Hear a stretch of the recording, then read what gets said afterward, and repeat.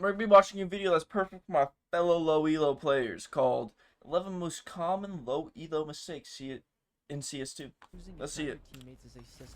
Low elo players abuse nothing, manipulate nothing, and wonder why they lose. I'm Louis, a semi-professional Counter-Strike player, helping players rank up with the experience I've learned throughout my journey. In this video, we'll cover how to capitalize on weaknesses, how to abuse timings, how to peak like a pro, and many more. Make sure to subscribe to help me reach 50k subs. Timestamps are in the description below, so you can skip ahead to any tip you like. Now, holding angles is something that a lot of people mess up, and a lot of people like to hold angles where their crosshair is on the wall where they're trying to hold. Now, if you guys don't know, there is obviously peeker's advantage. There's lag where people have milliseconds to actually peek you before they see them, because that's just how internet works, right? So one thing that you need to do is make sure that you're holding wide if you want to hold an angle. Now, obviously in Counter-Strike, you always want to be moving in and out of an angle to always be peeking, but if there's ever a time where you do want to hold, you want to make sure your crosshair is not directly on the wall. This is also really bad with crosshair placement, because if someone does swing you, you're going to be flicking your crosshair to them by the time that they're already probably stopping to kill you. So the biggest thing that you want to remember when you're holding an angle is that you want to minimize the amount of mouse movement, because if I was holding close to an angle and someone swung bottom stairs, I would have to flick and then readjust my whole crosshair, or instead if I was holding it wide, I would actually be able to react and then just instantly spray them down. This is something very important that tip number 1 is hold wide angles. Heard that. Aim. Now, I know a lot of you guys probably play your games and look at the scoreboard, and whoever is the bottom frag, that's where you are going towards on your T side, and even vice versa on CT. If you know that someone is lurking A and they're just absolutely trash, you're probably just going to hold W. And this is capitalizing on weaknesses. Now, not only can you abuse people that are just totally bad, but you can also abuse if people don't know how to play the map. A good example of this is over here towards ramp. Let's say that this A anchor here doesn't Molotov ramp. Something that we could do is instantly just run out and pretty much just insta-kill this guy on a timing, because he's not going to be ready for us to be out. Alright, so basically step 2 is be smarter than your enemy. So, after like 2 rounds, they never molly. Alright, sprint in and just fuck them up.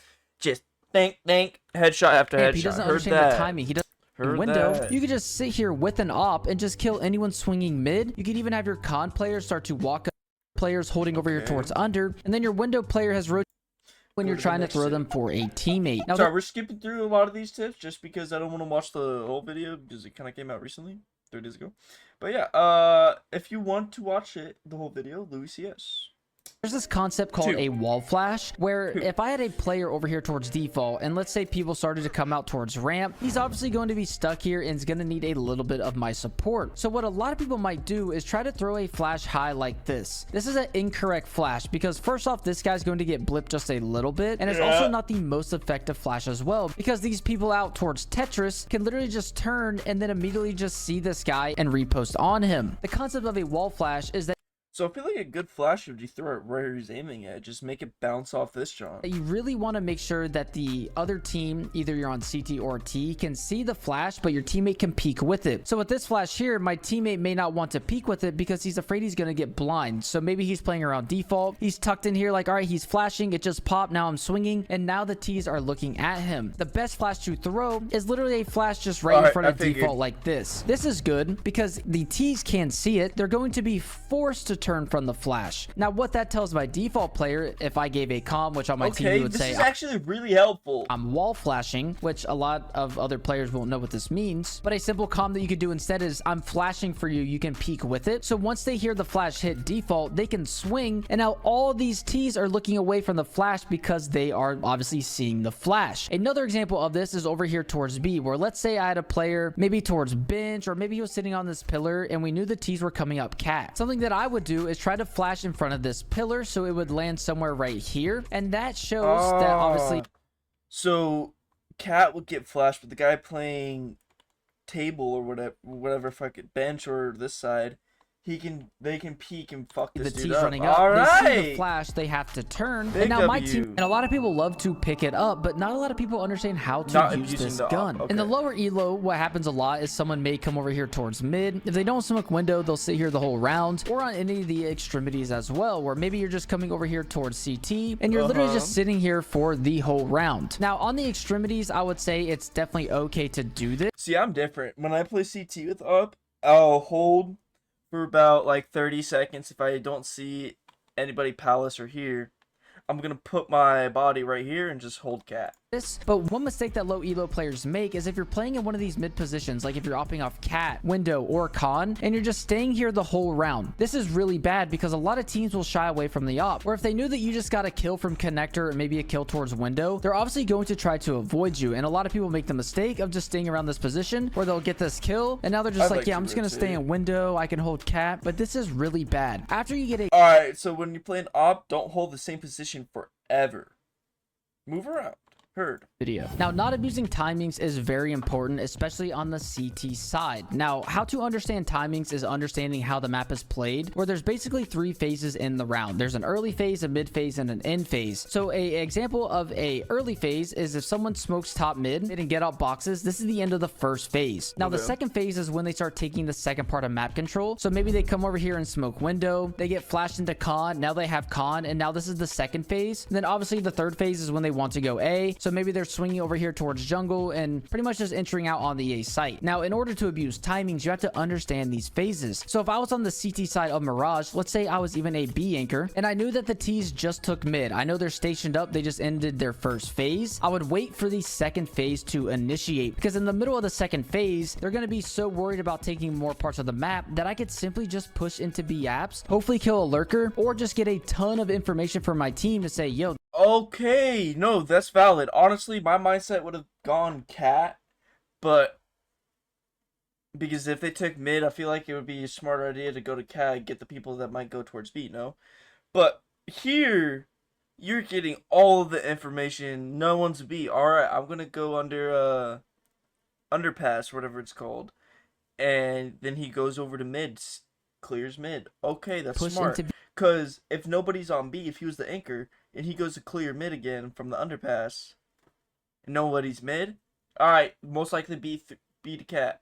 B apps, hopefully kill a lurker, or just get a ton of information from my team to say, yo, there's no one in apps, guys. They're going A 100%. So then all my teammates just start to rotate and get ready for A. They're set up for this third phase ending where they know they can come up con. Obviously, we're ready for Palace and Ram. Lost it. Now, not taking space is a simple concept that I want to show you guys, especially if someone is opping. So let's say that we threw like right side smokes on A. Let's say we flash over and I swing and an opper tries to kill me blind over here towards triple. A lot of people might sit here and just say, hey, there's an opper triple, there's an opper triple, and they won't hold W at him. Now, you don't want to necessarily just hold W straight at him, but what we want to do is close space. So if I swing here and he tries to shoot at me, oh, that freaking hurts. I just had like a pulse go through my brain. Am I okay? Oh, that I would want to do is try to close space running at the object that he is playing at. The reason why you want to pain like you'll get in your heart and you just like it's over. That's what I just got in my brain. Do this is because if you notice, he's going to be trying to peek out here. He's not going to be able to see me because I'm running directly at this object. You want to make sure that you're trying to close space as fast as possible. Close space, but while you're covered. It's the same thing over here towards B. We all know the oppers love to either operate here, or they're opping holding Balk like this. Okay, I know the B side. And if I swing and an opper shoots me, something I would want to do is try to hug the object as close as possible to scale on him to eventually so he doesn't see shadows or your gun. Kill him. Because in the POV of an opper, and even a smart player, he's not going to want to peek this because you can see that he's overexposing himself to multiple angles, just the same as it would be on triple, and he would literally just be suiciding or giving a kill to your teammates because he's going to hear you stopping closing this distance. So you should never be scared of an op, but you definitely want to abuse him shooting, taking time to, you know, recock his gun, make sure he's re-scoping. He's hearing all this pressure. He's not going to know what to do, and you'll be able to get a nice free kill. So never be afraid of an opper that's just sitting here posted after a shot. Just make sure you're abusing that he actually has to take time just to get off another shot. Now, on the T side, it's very important that you guys use the clock. A lot of lower elo players want to end the round as fast as possible, and this is the completely wrong game to play Counter-Strike. As you guys know, and I explain it a lot, the goal is to take map control, where you're actually using grenades to try to accomplish parts of the map and take spaces away from the CTs. Now, one thing that happens a lot in lower elo is that people don't understand what to do once they have this control. And one tip that I have for you that you guys need to understand is using the clock. Because once people have mid on Mirage, a lot of low elo players will just try to hold W up cat or try to go into con as fast as possible. But this is wrong, because if you actually use the clock, you're going to make the CTs make the first mistake. So if my team did take mid, I could sit here with an op, with an AK, whatever weapon, and just sit here and hold cat and let the CT just walk off cat, and I can punish him for a free kill, and then my team can go B. Or maybe I'm sitting over here towards boxes and I'm just jiggling bottom con. I see someone walk out, that's another free kill, and I can just tell my team to go A. Now the other options that could happen as well is like how I talk about in my tip videos, where you should be taking map control as a CT. You could just be set up for this. Or imagine you fake mid and you have one player just come over here throwing nades. You guys smoked window. He's just faking mid, and all of a sudden the lurkers on the extremities are just waiting for this push. You're pretty much just baiting for something to happen. Oh, so you do, multiple of you go mid while there's a lurker A or something, A and B, and then they get the people that push. Okay, that's using pressure actually and using the smart. clock. Like so don't that. try to end the round as fast as possible. Try to bait reactions or let the CTs make the first mistake. Now, a lot of you guys definitely see pro players doing all these movements, and I also try to teach where, like, if you see someone to fight, you want to tap and then slide. But at the lower elo, I don't think you guys should be doing this at all. I just been holding, but tap slide, actually I've done that here and there, and that's really helpful. You guys just first need to understand consistent movement, because at the lower elos, a lot of people love to run and shoot, where they're going to be holding shift, they're going to be trying to crouch slide and do all these weird little movements that make zero sense and are honestly, I like to jiggle, crouch. Yeah, I do all that. I don't do this, Sean, so this ain't important for me. Important for my skill. Top con is a great area to talk about this concept, which is peeking multiple angles at once. A lot of people think that once they kill someone on site, they're just gonna swing out into here and they're exposing themselves to multiple angles, where you have jungle cubby. Okay, let me guess. If you want to peek connector while jungle can still have enemies in there, you're just gonna back up to where you're blocked from this wall. Like, jungle can't see you because you're here, but you can see connector. The connector off angle. You have left side con, bottom con, right side con, cat. You have this side of cat. You also have stairs. There's way too many angles to clear. And this is where I want to introduce the concept of slicing the pie, which I have talked about before. But a lot of people in lower elo don't do this. So one common misconception is that a lot of people think that you just have to hold W and just constantly swing when you're trying to take a site, or maybe you're trying to take space. But in reality, if there's multiple angles that you have to clear, you also have to be thorough, and you also want to be constantly moving. So in order to do this, you just want to clear the angles, back up like this, and just keep clearing the angles. This is resetting my momentum, because once I peak, I don't want to keep peaking because I'm not at max velocity. If I peak this angle, go back behind the angle, and then swing again, this is making me get to the fastest velocity possible. Because so jiggle through every angle.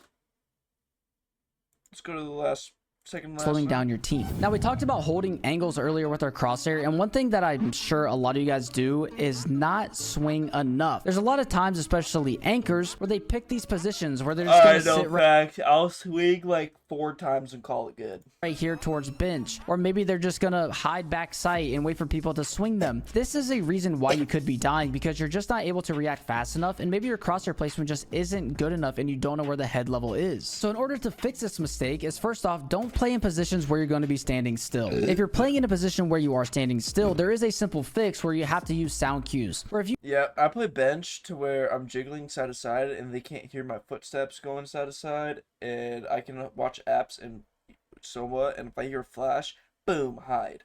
You knew someone was scaling on the opposite side of sight, before he's about to peek you, you're strafing out to be able to kill him. Now, okay, yep, we got this side down.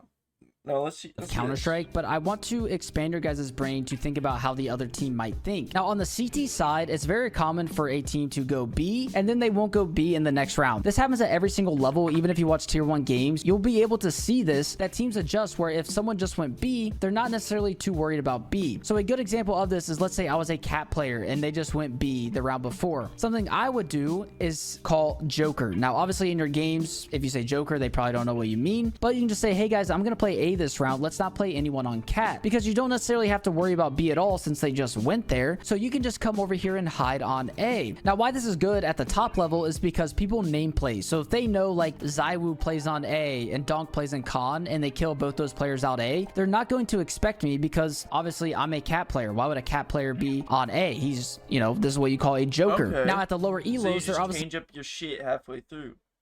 Heard. Okay, you know what? This was actually a very good video. Like, it actually made a lot of things understand why you're dying and stuff. But yeah, if you want to watch it, Louis CS too. And yeah, I hope you all enjoyed that one. It was just a little one. But yeah, love y'all. God first and God bless.